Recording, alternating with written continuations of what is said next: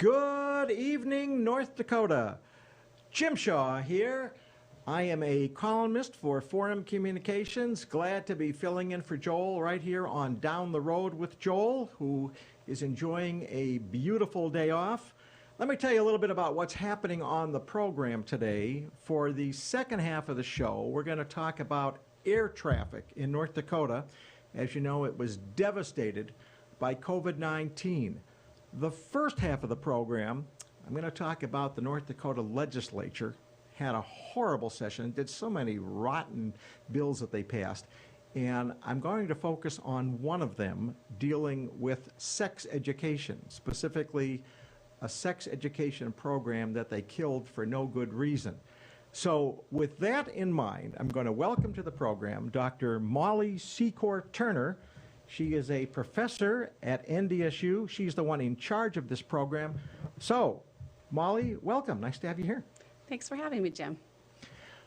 Before we get into the program, just give us a little background about who you are and your professional background and experience. Sure. So, as you mentioned, I'm a professor here at NDSU, and my appointment is in nursing and public health. I have a joint appointment. I got my first degree as a nurse, so I worked as a registered nurse for a while, and that's how I became interested in teen pregnancy prevention. And I have a master's degree in public health nursing and a PhD in adolescent nursing. That's a lot of years in school. I hope you thanked your parents for their contributions to paying your tuition. That's right. Well, good, good. All right, so for the last 8 or 9 years, you have coordinated a program for sex education in the state of North Dakota. Can you explain the content of this program? Sure. So this is a program that's actually directed by the federal government through some federal programming called the Personal Responsibility Education Program. So the program intends to reduce teen pregnancy and sexually transmitted infections, especially among high-risk youth. So the way the program works is the money comes to us as the grantee, which is North Dakota State University, and then we follow specific guidelines dictated by the funding mechanism. So that means we select one of 21 approved evidence-based curricula, and then we implement that programming in different settings in North Dakota. So more specifically, we've been implementing the programming in community settings, primarily in Fargo, but have recently in the last few years tried to develop more programming across the state of North Dakota. So we program or do programming with organizations that volunteer to participate with us. Who is this program designed for? So the program is really designed for primarily 14 to 19-year-olds who may be at high risk for teen pregnancy. So higher risk populations typically include out-of-home youth, foster care youth, maybe youth involved with juvenile justice system, LGBTQ plus youth. So we really try to target young people who may be at high risk. And how many young people have been involved as students in this program over the years? So we've had over 600 youth participate in our programming, and those are all youth who participated with parent permission and voluntarily participated. Abortion got caught up in this, which is why the legislature killed this program. Do you, in any part of the curriculum, in any of the classes, in any of the areas of study, even mention abortions? No, we have programming primarily focused on preventing pregnancy from occurring in the first place. So we don't focus on abortion. We partner with the regional Planned Parenthood affiliate to implement the programming because they are leaders in the nation in comprehensive sexuality education, and they're already very well trained and established in doing this kind of work. So we have partnership with them in order to do the implementation. But it's very separate from any issue having to do with abortion. In fact, during the legislative session, the NDUS compliance officer reviewed all of the work we were doing, including the curricula that we use, and made a report saying that there is no curriculum that involves abortion. And you could not put on this program if you didn't have the connection with Planned Parenthood. Is that correct? Yeah, so one of the things that's really needs to be understood about the programming is that I am a professor and I have a job obligation that includes a lot of time teaching as well as research, and this is part of my research programming. But in order to implement programming to the level that is required by the federal government and with the fidelity that needs to be done in order to make sure that it's effective, it takes a lot of people and a lot of time. And so that's one of the reasons why we partner with an organization that already has people trained to do this kind of work and already has staff that's good at this work. And unfortunately, in North Dakota, it doesn't have a lot of comprehensive sexuality education infrastructure, and so there aren't other organizations that are already at the same level and ready to hit the ground running to do this kind of programming. All right, so let's cut to the chase here. The North Dakota Legislature, at its last session, passed a bill that kills this program. And it seemed to me the main motivation was the connection with Planned Parenthood, even though there is no mention whatsoever of abortions in the curriculum. What is your reaction to the legislature killing this program? Well, I mean, it's devastating in a lot of ways. It's devastating to me as a professional who has spent 10 years building this programming and working in collaboration with really experts in being able to build an effective and highly acceptable program in many of the places that the programming is being implemented. I think it's also devastating in its consequence for academic freedom and the notion that our legislature can dictate what we as faculty members do in terms of research. And I think at the end of the day, what's most devastating for me is it directly impacts young people in our state and takes away their access and right to comprehensive sexuality education.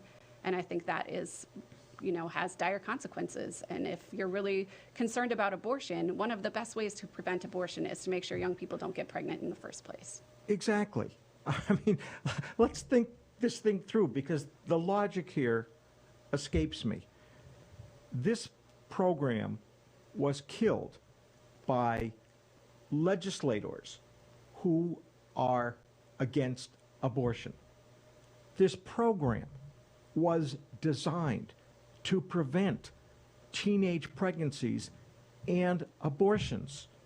So explain to me how anybody can justify killing this program when your motivation was to prevent unwanted pregnancies. Yeah, I am not sure that is explainable, because I agree with you that there's not a lot of logic to it. I think one of the most unfortunate things that happened in this legislative session, and really since this grant funding was established in North Dakota and the partnership was established with Planned Parenthood, is there's just a lot of misinformation about what is actually happening. And, What is some of that misinformation? Just the ties to somehow the funding that NDSU is giving funding to Planned Parenthood and it's being used for abortion, which is not true at all. No, there isn't an abortion providing arm of Planned Parenthood in North Dakota. The only services Planned Parenthood has in North Dakota is education. So it's not even tied to abortion services or clinic services, because those don't exist in North Dakota. There's been some other misinformation about what the content is and how young people are involved. So as I mentioned earlier, young people are only involved in this programming with parent permission. We do not work in schools. We work with community organizations that voluntarily agree to implement this programming as a part of their organization. So there's not any young people who are being forced to be in this programming. They're all voluntarily doing it with parent permission. Then there's been some misinformation, again, about the content of the curriculum, that somehow we're giving inappropriate information to young people, or that we're emphasizing abortion. And even at some point, there was misinformation that we were helping young people get access to abortion services, which all is completely false. And our information that's provided, as was demonstrated in the compliance review, is all in line with what the federal requirements are and already approved through several administrations at the federal level. So it's not a bipartisan issue. It's just access to scientific evidence-based information that helps young people stay healthy. So without this program, is it quite possible then that more teenagers in North Dakota will get pregnant and be thinking about abortions now that they don't have this program in place to learn good preventative techniques? Yeah, the majority of adolescent pregnancies are unintended or unplanned. And when you think about what kind of pregnancies end up in abortion, most of the time they are unplanned or unwanted pregnancies. So, I think that when we think about how we help young people make decisions and how we help them stay healthy, when we can get on the side of prevention, we're always on the right side. And so when we think about young people, and especially the young people who are at higher risk that we've really been targeting, that may be in more kind of chaotic life situations or may not have stable adults in their lives to help them make these decisions. This is critical information for those young people and critical for them to be able to enter their path into adulthood in a more healthy, stable way. You have put your heart and soul into this program. You have worked very hard for this program, and you have had terrific success with this program. So when the legislature takes this kind of action, are you angry? Are you frustrated? What are your emotions at this point? Yeah, I mean, absolutely both, angry and frustrated. I guess I feel insulted, quite honestly. I have put a lot of work into this. I have put a lot of science behind it. And for it to be just so easily politicized and I think almost smeared, like people are just spreading misinformation about what's actually happening without any tribute to the fact that it is helping young people. And if you ask any of the young people who have participated in our programming, ask their parents, ask the organizations that they're a part of, and everyone will come back with something very positive to say about it. Young people are saying this makes a difference in their lives. And so despite the politics, that's what's important to me, is that I'm committed to helping young people. And so it's not only personally, like I said earlier, personally feels devastating to me. I'm just really sad for the young people in North Dakota who can't have this information. Our guest is Dr. Molly Secor-Turner. She is with NDSU. She has run a very successful sex education program in the state that the legislature has now killed. We're going to talk more with her in a few minutes, but right now, a quick break, and we'll see you in a few minutes. Howdy folks, it's the Caroline Cafe. I reckon it's time you're due for a hearty meal. So saddle up for the day with one of our hay-bossing breakfast and homemade soups. Fill your grill at a salad bar, sink your teeth into our famous Caroline burger and barbecue ribs.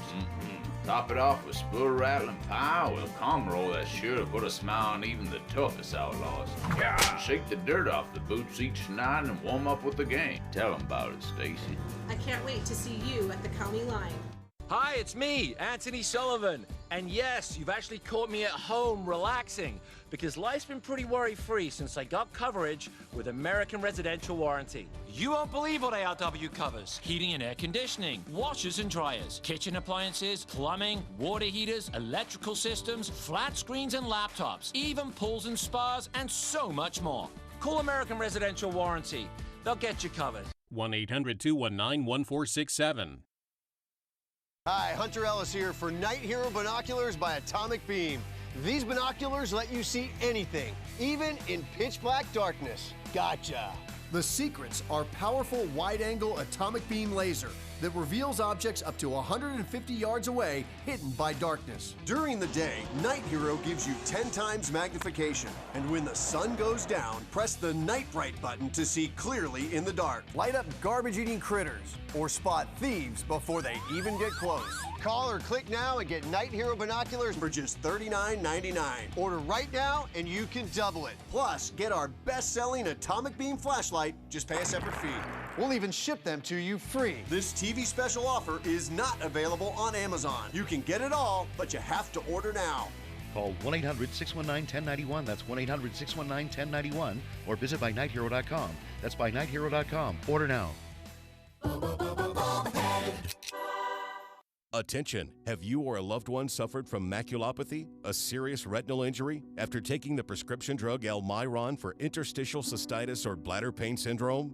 In 2018, a researcher at the Emory School of Medicine linked Almiron, a prescription drug that treats interstitial cystitis or bladder pain syndrome, to maculopathy, which is sight-threatening and can cause an abrupt change of vision. Call Almiron Justice for a free legal consultation. Please call 800-395-5680.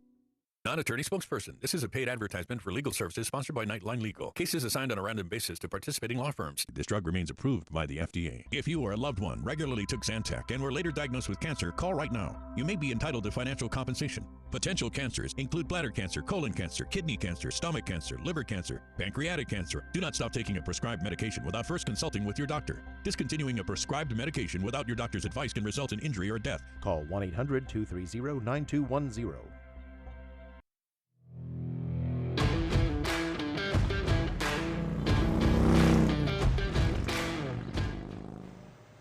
Welcome back to Down the Road. Jim Shaw, your guest host today.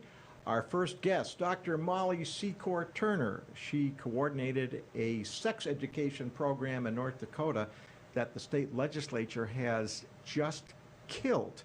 And this is a program for young people that is designed to prevent unwanted pregnancies and abortions. Molly, thanks again for being with us here today.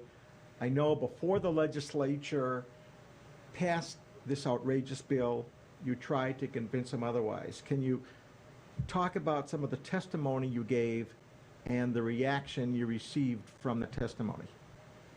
Sure. So I spent several days responding to questions from the House Appropriations Committee that was reviewing this bill, Senate Bill 2030, when it came to the House side. And, you know, a lot of the questions were really just trying to drill down on understanding the relationship with Planned Parenthood. There were some questions trying to get more information about what the content was, how the grant worked, why I was doing this programming. And to be honest, it was quite frustrating. I think that they were asking questions of me, the person who knows the most about this programming and has the facts about it, and then also asking the same questions of other people in the legislature, particularly to Senator Yana Myrtle, who was the one who came up with this amendment to add to Senate Bill 2030. And despite the fact that I was giving clear messages about how the grant programming worked, the other information that was coming from the other side seemed to be much louder, and it seemed as though I was answering the same kinds of questions each day, and they just could not or did not want to believe that all of the things that made it such a horrible program were actually not true. So your testimony fell on deaf ears. They really weren't listening. They really were not going to be persuaded by you no matter what you said. I think that's true as long as the words Planned Parenthood were involved. There was no way to actually help them understand that Planned Parenthood was involved because of their expertise in comprehensive sex education, and it had nothing to do with abortion. Let's get back to something you brought up a little earlier, the area of academic freedom. Are you concerned that the legislature got involved in this? And let me follow this up by saying, why do you feel the legislature should stay out of making decisions like this? Yes, it's very concerning for the idea of academic freedom, which is central to the operations of a university. And, you know, academic freedom is really the ability for faculty members to teach and do research without political interference. And when we think about what really this crux of the problem with this whole programming was, the partnership with Planned Parenthood. And so that political interference came into who I selected to help do the programming, as well as how we worked the funding arm of that. And when you think about the ramifications of that, what else could the legislature decide? Well, this was really an issue about abortion, and it wasn't the whole legislature. It's not the state of North Dakota even. It's a handful of legislators decided they didn't want this involvement of abortion. But what if they choose something else? What if there's something about someone doing research on the damage of oil production, but they want to protect the interests of oil companies? Suddenly we can't do that kind of research. If there's we do a lot of agricultural research, and certainly that can be a political issue when we think about genetically modified foods or the use of pesticides. Are they going to say, oh, now we're not going to do research on that? And when we limit how we can do our research and what we do our research about, we're limiting science, we're limiting the generation of knowledge, and we're making it very biased. And that concerns me. It could be other areas. It could be just teaching basic history of the use of guns in this country, and how many more gun deaths do we have? Well, because this is a big gun rights state, might they get involved in that, or might they get involved in LGBT issues? Who knows where this could go? And I'm assuming, you tell me, I'm assuming that your fellow faculty members have to be alarmed with what the legislature did to your program, wondering what happens next. Yeah, and not just my fellow faculty colleagues, but students across the state as well. There was a large response. Several faculty senate presidents from other universities and faculty concerned about how legislation might affect their own research and their teaching, but students were also very concerned about what this might mean for what they are offered in the classroom. Students want to come to a university to get access to broader knowledge, to get different points of view. They don't want to come to a university where their content is censored by a legislature. What about other consequences that the legislature either probably didn't think about or didn't care about, but for the university to get other grants, any grants on anything, or to be able to attract more students and more faculty members, or to keep the current faculty members and students?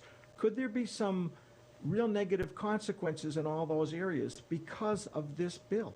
I think most certainly. I mean, back to the student issue, we've had some declining enrollment challenges in North Dakota, and I think this is not going to help that. I think retaining and keeping high-quality faculty members depends on being able to have an environment in which faculty can freely practice their research, can teach in ways that are congruent with their approach to teaching, and those aren't impeded by legislative interests that are single-issue interests that actually aren't there for the good of a university or for the good of a state. They're there to push a personal agenda of a single legislator. Right. How do you attract talented professors, people in academia, to come to North Dakota? They're not blind. They're not living in an island. They can see what's happening. How do you convince them to come to the state after what we saw took place in the legislature? Yes, especially when the legislature is doing things like adding jail time and misdemeanor penalties for faculty who may break a law that, quite frankly, the way that this amendment was written is so vague, it's nearly impossible for anyone to understand how to comply with it. And if there is fear that you're going to get convicted of a misdemeanor and serve time in jail and have a consequence of millions of dollars of a penalty to your university, that's a very intimidating environment in which to practice research. I was just going to bring this up because I think this needs to be made clear. Governor Burgum partially vetoed this bill. So your program is done. But the part that he vetoed in the original bill, number one, had fines of millions of dollars to state universities, and number two, would have faculty members like you go to jail if you dared to consider a program like this. The legislature has not met to consider overriding this veto, but there's a very good chance that they will. They have to get together again to redistrict. So this already horrible bill could become even worse. What are your thoughts about if the legislature passes these even worse provisions dealing with the fines and the threat of jail time? Yeah, I mean, on principle, even though the governor vetoed the most catastrophic parts of the bill, it still on principle is a grave violation of academic freedom and freedom of speech. And it's shocking to me that our legislature thinks that that's okay, because we're a state where we value individual rights. We passed a separate bill in our legislative session this year that protected freedom of speech on college campuses. So it's ironic to me that in the name of, abortion, that's not even a part of this program, they're willing to violate the central tenet of freedom of speech and individual rights, which are important to the people of the state of North Dakota. I believe that if this issue ever got on a ballot in North Dakota, and that's one of the great things about this state, is citizens can put things on ballot. You could either refer this bill, although time is running short on that, or you could do an initiated measure to write a new law that would override this bill. Is there any thought to putting this on the ballot? Because once again, if you put this on the ballot, I have no doubt that this law is defeated overwhelmingly. I do not believe for a second that the vast majority of North Dakotans support what the legislature did. So what are your thoughts about trying to get this on the ballot? Yeah, I agree with you. I don't think that it's overwhelmingly supported by the people of North Dakota. And I think if someone has the time to collect those signatures and get it on a ballot, I think that could be a powerful move. And why do you think people would overwhelmingly support the idea of getting rid of this law? I mean, is there anything else, any other previous votes that we've seen that give you this indication? Well, I mean, we did have the personhood amendment several years ago now that would have given full human rights to a fetus, but it had a lot of unintended consequences looking at decisions, end-of-life care, for example. And when North Dakotans could really see that a bill that on surface seemed like it was an anti-abortion bill, but had those unintended consequences, people of North Dakota voted overwhelmingly not to pass that legislation, and by a 2/3 majority. And I think this is in a similar vein.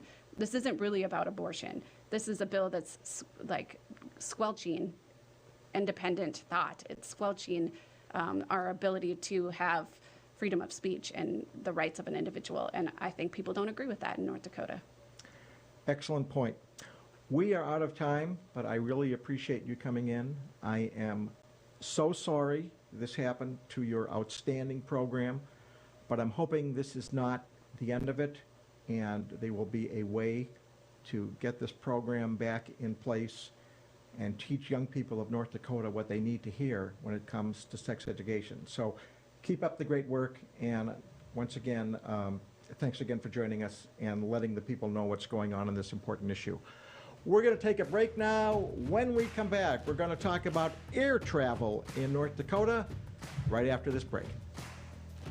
Hey everybody, I'm Doug Billings, your host of The Right Side with Doug Billings on Beck News. We bring you high-profile guests, ladies and gentlemen, exclusive guests. Now, you're not going to see these guests in most of the mainstream media outlets. Another thing that I do here is give guests a platform to speak freely. You're not going to see me censor anybody.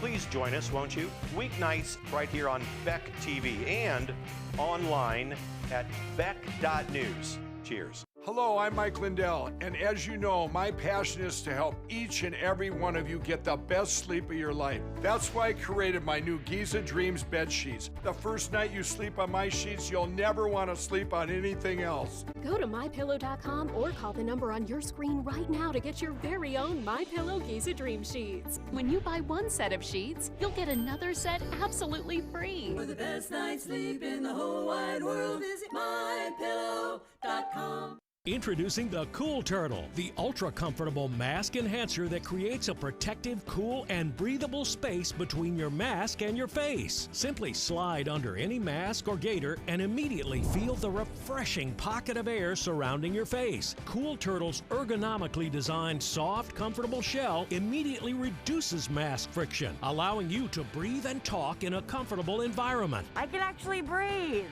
With the Cool Turtle, no more sweating. It's like I don't even have a mask on. Call now and get not one, not two, but 3 Cool Turtles for just $10. Order now and we'll send you 2 more Cool Turtles free. No fees, absolutely free. Plus, you can get a 10-pack of 4-ply face masks. Just pay a separate fee. This offer is not available on Amazon. Get the real Cool Turtle now. Call 1-800-270-1219. That's 1-800-270-1219. Or visit getcoolturtle.com. Order now. We're the ladies of Another View, bringing you a fresh view on local issues. Thank you for your patience and understanding. Oh my gosh. Isn't that the most condescending, rude email you've ever received? Well, welcome to National the third news. term of a certain president. I really believe that. And different perspectives you won't get on the mainstream media. Watch us weekday afternoons at 4:30 Central Time on Beck News and at beck.news.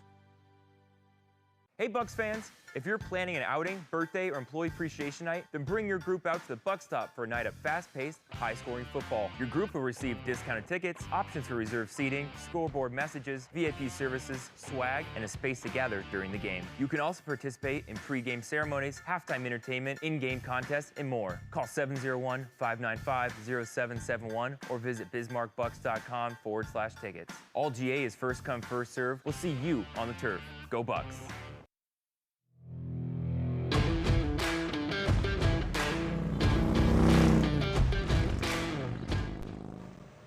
Welcome back to Down the Road with Joel. Jim Shaw, Forum Communications host today. Glad to be here with you on the Beck Television Network. As many of you know, COVID devastated this state in so many ways.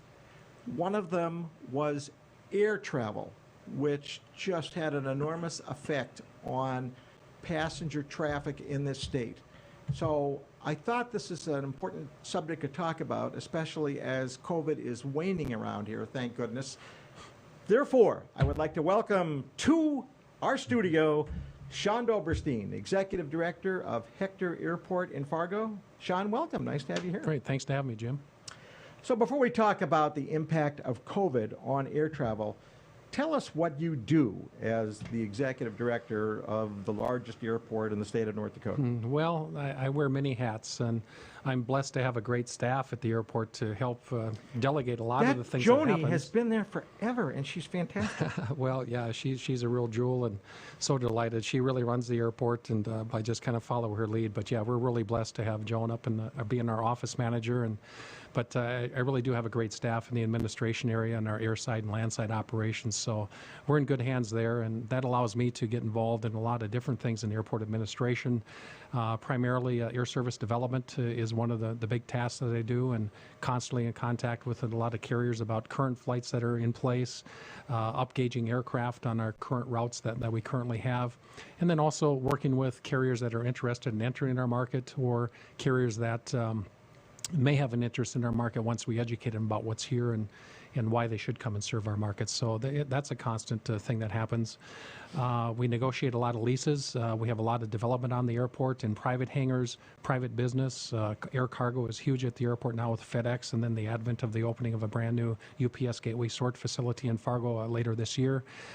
So working a lot with those tenants to continue development of the airport for general aviation, corporate aviation. Fargo Jet Center is our 24/7 FBO that's on the field. We have Fargo Aircraft Maintenance as well that does fueling and also aircraft maintenance at the airport. But Fargo Jet Center is on the brink of a major expansion as well to accommodate the demand for space to house aircraft. So building aircraft hangars is big, and as well as maintenance. So there's a constant amount of things that are happening there. Working with the community, the state and federal officials on legislation and grants and things that benefit the airport, or problems that airports are having with development and or grants or other types of things in federal code that need to be changed. So we work a lot with the delegation and of course the State Aeronautics Commission for things in the state as well. So there's a whole host of different things in federal agencies. I could name off a whole list of things. We're kind of the landlord for the North Dakota Air National Guard, and also a large contingent of the North Dakota Army National Guard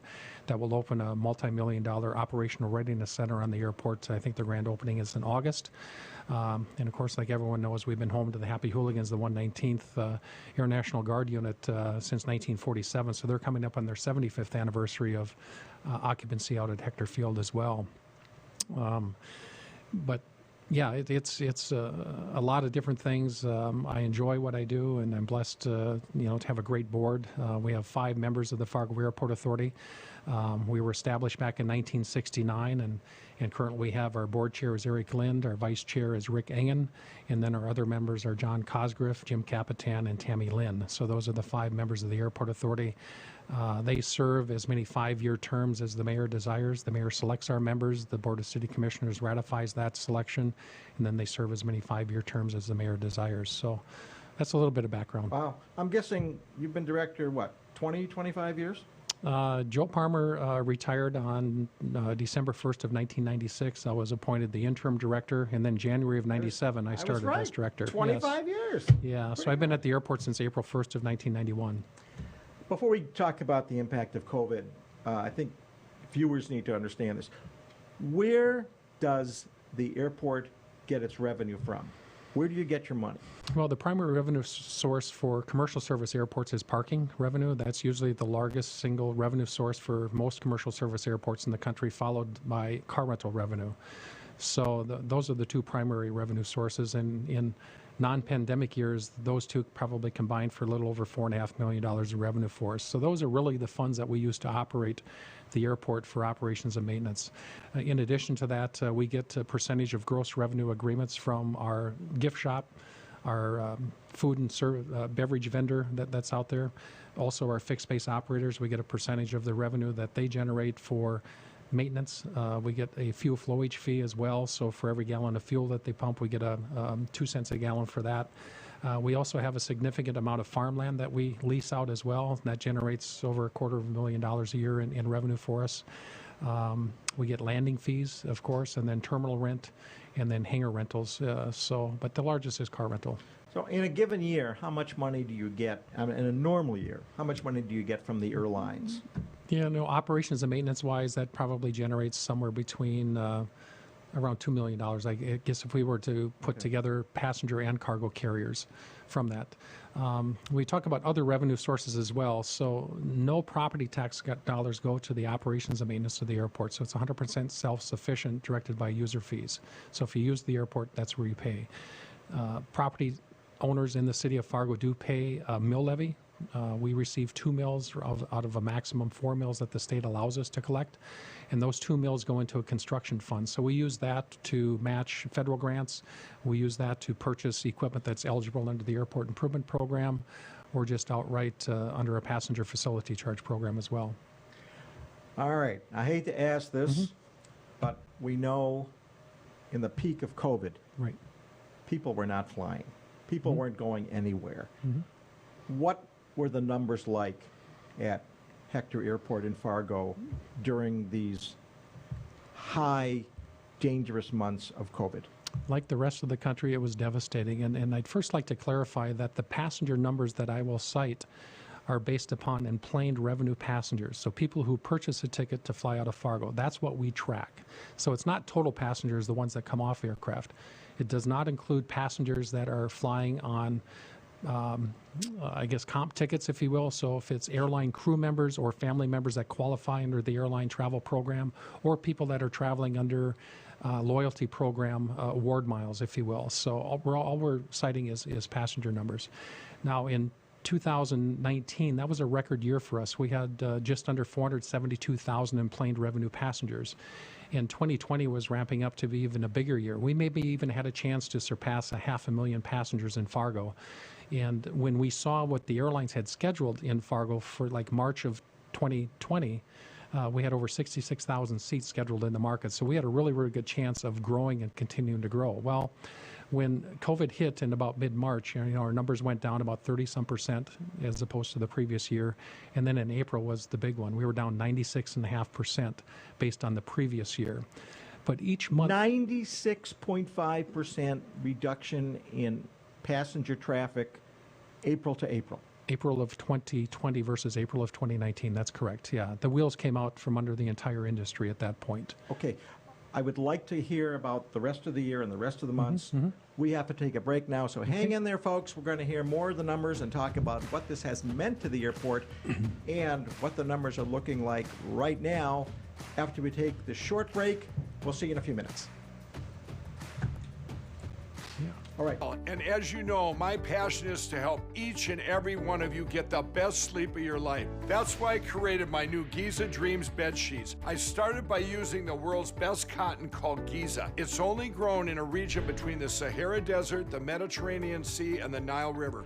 It's ultra soft and breathable, but extremely durable. My Giza sheets also include full 21-inch wide pillowcases that will fit over any pillow and deep pocket sheets that will fit over any mattress. The first night you sleep on my sheets, you'll never want to sleep on anything else. Go to MyPillow.com or call the number on your screen right now to get your very own MyPillow Giza Dream Sheets.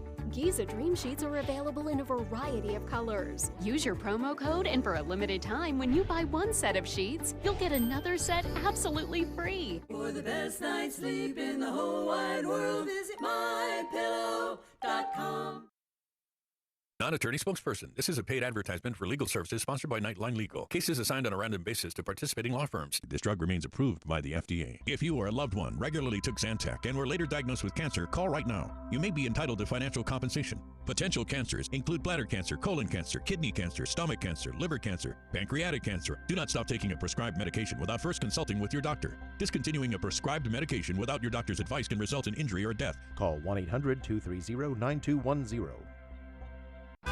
Seniors, are you aware that you could pay less for your car insurance? Seniors can save money on their car insurance. You might save a little, you might save a lot. maybe hundreds of dollars a year. You might save 5% a year, maybe 10%, 15%, or even more.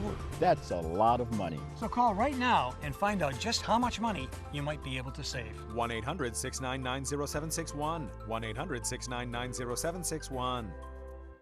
Hi, it's me, Anthony Sullivan. And yes, you've actually caught me at home relaxing because life's been pretty worry-free since I got coverage with American Residential Warranty. You won't believe what ARW covers. Heating and air conditioning, washers and dryers, kitchen appliances, plumbing, water heaters, electrical systems, flat screens and laptops, even pools and spas, and so much more. Call American Residential Warranty. They'll get you covered. 1-800-219-1467.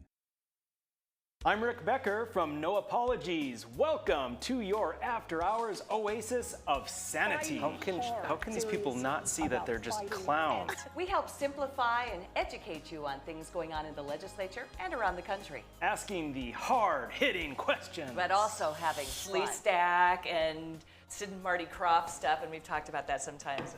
It's bad. Watch us weeknights at 9 Central on Beck News and online at beck.news.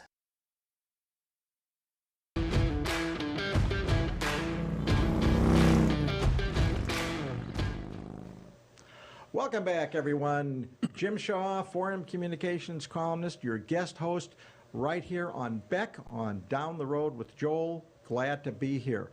Our topic right now is the devastating impact COVID had on air travel throughout North Dakota.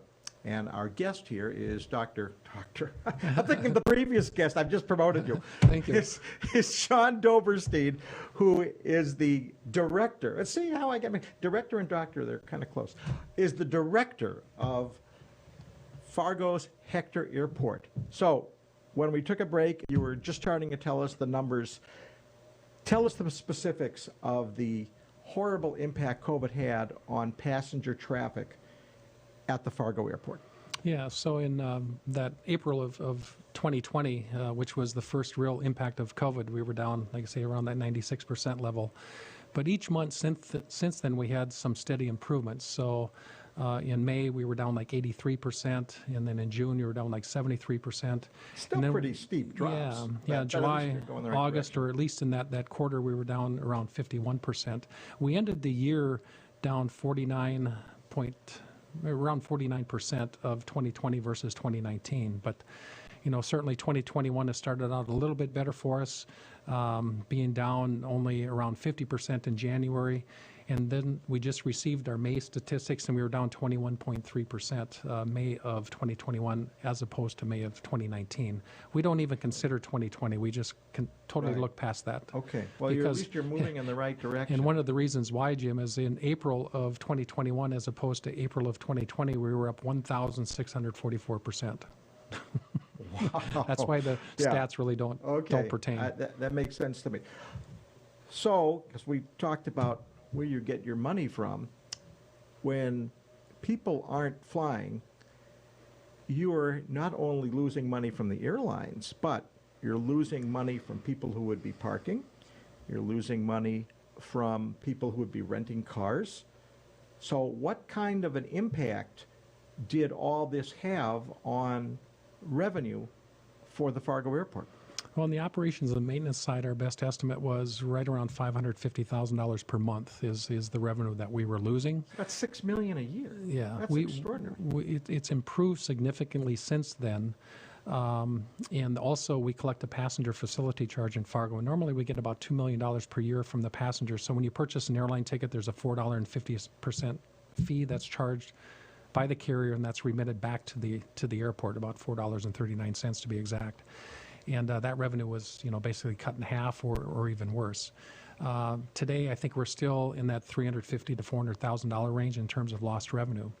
So what the federal government did to help airports across the country is they passed the CARES Grant Act. We received a $21.6 million grant from the federal government, and we have 4 years to draw down those funds to cover operational expenses, anything that's eligible through the act that Congress passed under the CARES Grant.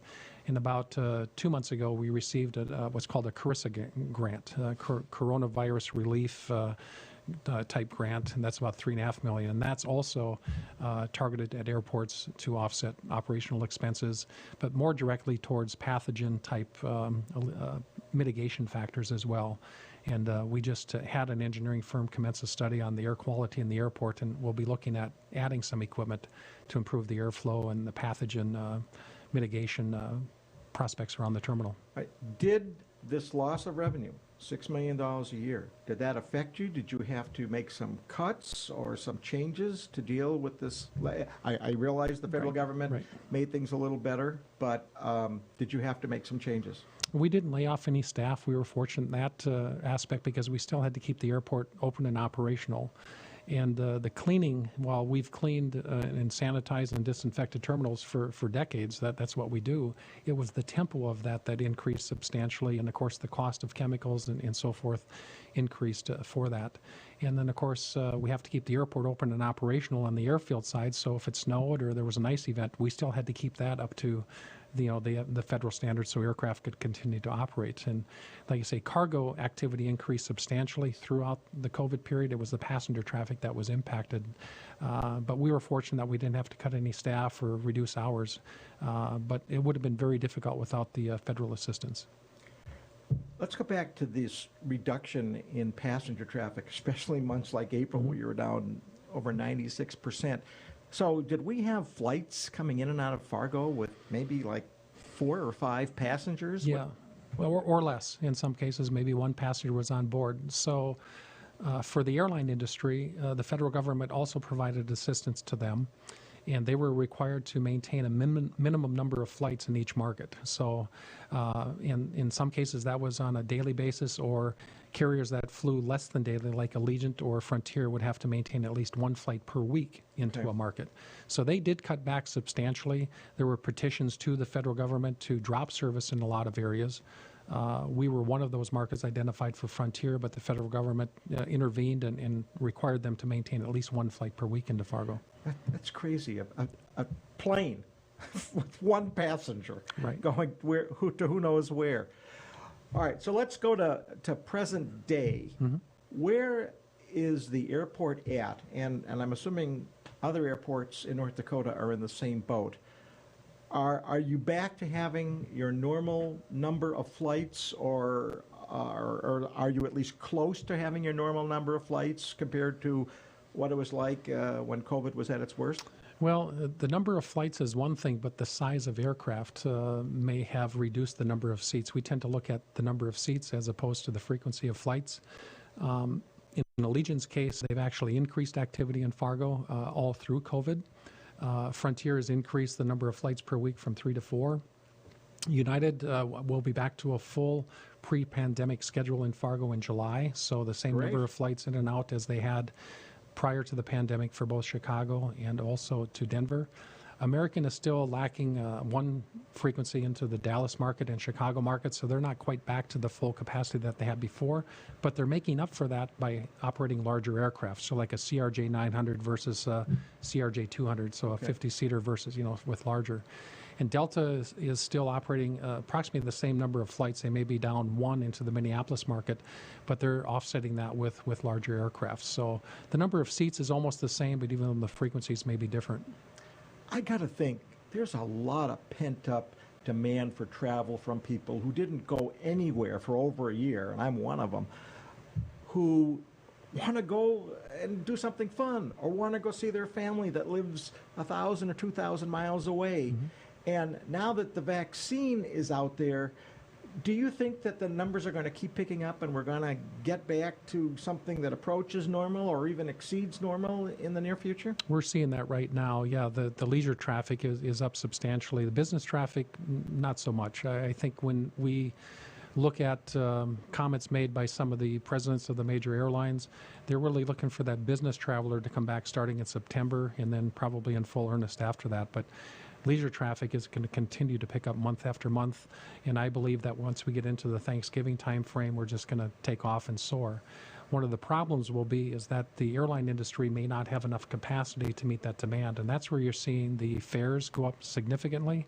There's still a number of aircraft parked in the desert. Am I wrong? They seem to be higher now than they were before the pandemic. Yes. And they weren't exactly cheap before the pandemic. Right. Yeah. No, at they least are. out of North Dakota. They're definitely higher, and a lot of markets are seeing that, and that's just because demand is there. But a lot of the carriers lack the number of seats that they can provide in the market because they're still bringing aircraft back online that were parked in the desert at the start of the pandemic, and they're bringing that capacity back into the market slowly, but it takes some time. All right, last question. I know that before the pandemic, you had a lot of projects that you were looking at, maybe a parking ramp, maybe a skyway, adding gates to the airport. Where do those projects stand? Were they put on hold, or are they still possibly going to happen? Yeah, they were put on hold. So where we sit right now is we are working with our engineering firm, Mead & Hunt, and the Federal Aviation Administration on a passenger terminal study. This study was ready for the Airport Authority to approve in March of 2020, just at the start of the pandemic, but was put on hold. So we're reviewing the scope of services of that, and part of that passenger terminal study will be looking at adding additional space for gates. We'd like to add at least 4 more gates. We have 5 right now. Additional food and beverage opportunities once you get through the security checkpoint, a pet relief area, additional restrooms, additional ticket counter space, because we're going to be out of counter space here fairly soon. That'd be great. So it's really a whole look at the current terminal building plus in addition to the terminal. As far as the Skyway, that's designed, that's ready to go out for bid, but our limited dollars that we do have available are geared towards higher priority projects, and we work with the FAA in trying to identify that, such as ramp replacement where the current airlines are currently parking by the terminal. We have a cargo apron expansion project which is underway right now. We're going to pave 17 acres of additional 17-inch Portland cement concrete this summer to accommodate UPS. UPS is nearing the completion of opening a new gateway sort facility here in Fargo. They're in temporary location right now. This will be the first one that they've opened in 19 years. Great. Shawn, I'm willing to bet you're smiling a lot more now than you were a year ago at this time. It's much better. So, great. Well, keep up the great work. Nice to know we're Thank you. moving in the right direction when it comes to airline traffic throughout North Dakota. Appreciate very much being Thank you. here. I will be back with some closing thoughts right after this. Do you worry about going to the dentist? After all, a visit to the dentist can easily cost $2,000 or more. Well, relax. The Carefree Dental Card is now available in your area. Call now and we'll send your actual card at no cost today. With the Carefree Dental Card, you go to the dentist whenever you need and you instantly pay a lot less. Activate your card and you can start using it immediately. From exams and cleanings to more expensive procedures like crowns, dentures, even braces, they're all included with the Carefree Dental Card. Say you go to the dentist today without any card and your bill is, well, ouch. Wait a minute, let's try that again. You go to the dentist today and show your Carefree Dental Card, you save $525. The Carefree Dental Card is just $15.95 a month, so call now and make going to the dentist carefree. Call 1-800-416-5739 to receive your Carefree Dental Card information kit. 1-800-416-5739. Call now. I can't say enough good things about these nano hearing aids. Real people talking about nano hearing aids. The hearing quality is great. Until now, hearing aids used to be too expensive for the average person. Until nano. Call now and you'll get your nano hearing aids for only $297. You'll save $100. When you buy one hearing aid, Nano will give you a second hearing aid free. Call right now. 1-800-213-3815. Spas, etc. Yeah. You've come to know and trust us for over 18 years with the largest selection and showroom in Western North Dakota for our beautiful Sundance spas. Plus, you can pick out your next home experience with our selection of pool tables, shuffleboards, and fun accessories. Spas, etc. Your relaxation destination on Main and Bismarck. Who do you trust with your digital life? Not all cloud backup providers keep your data truly private. Beck Cloud Backup uses advanced multi-layer encryption to keep your family photos, videos, and sensitive business documents secure and only for your eyes. Your Beck Lightband Internet service already includes 50 gigs of free storage to keep your digital life safe and secure. Call us at 701-475-2361 to start using your Beck Cloud Backup today. Attention! Have you or a loved one suffered from maculopathy, a serious retinal injury, after taking the prescription drug Almiron for interstitial cystitis or bladder pain syndrome? In 2018, a researcher at the Emory School of Medicine linked Almiron, a prescription drug that treats interstitial cystitis or bladder pain syndrome, to maculopathy, which is sight-threatening and can cause an abrupt change of vision. Call Almiron Justice for a free legal consultation. Please call 800-395-5680.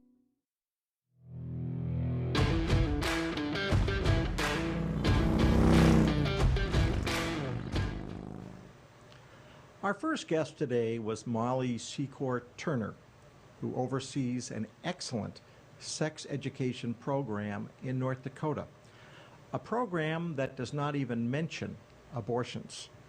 Shamefully, the North Dakota Legislature has voted to kill this program. It's a travesty. The legislators who killed the program are on record as anti-abortion. This program prevents unwanted pregnancies and abortions. So, what have the lawmakers accomplished by destroying this program? Absolutely nothing. In fact, they have made things worse. Now, unwanted pregnancies and abortions will likely go up in this state.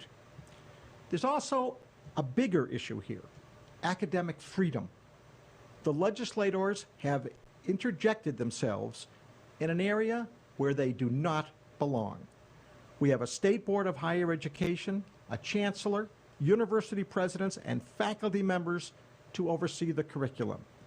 The legislators should stay out of it. Political interference in our classrooms is a dangerous precedent and an ugly look for this state. Thank you all for joining us today. Joel will be back on Monday. I will be back in 2 weeks. Until then, thanks for watching. Bye-bye, everybody.